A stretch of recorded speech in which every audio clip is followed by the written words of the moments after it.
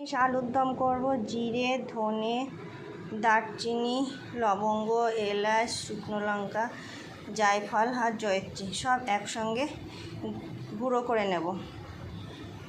ভিতরে এবার আদা আর লঙ্কা দিয়ে মশলাটাকে পেস্ট করে নেব। একটু জল দেব। রান্না করব তার জন্য ফোড়নে জিরে ফোড়ন দিলাম, একটু হিং দিলাম আর শুকনো লঙ্কা আর তেজপাতা করে দিয়ে দিলাম। এবার লবণ, পরিমাণ মতো লবণ আর হলুদ দিয়ে আলুটা ব্রাউন ব্রাউন করে ভেজে নেব।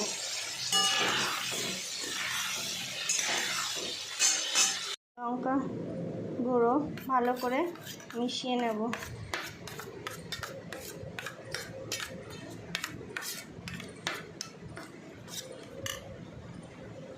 এগুলো ব্রাউন ব্রাউন করে ভাজা হয়ে গেল।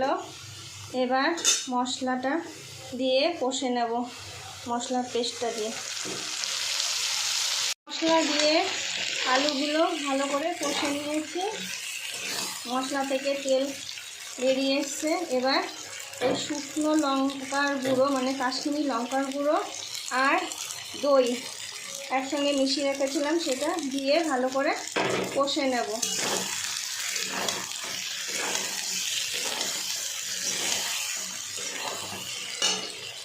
জল দিয়ে দেবো, অল্প জল দেবো, অল্প।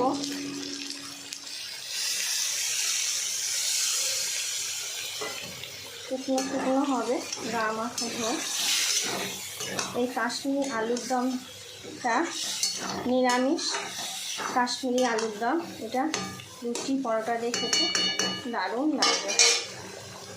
হয়ে গেছে। এবার অল্প চিনি ছড়িয়ে নামিয়ে নেব।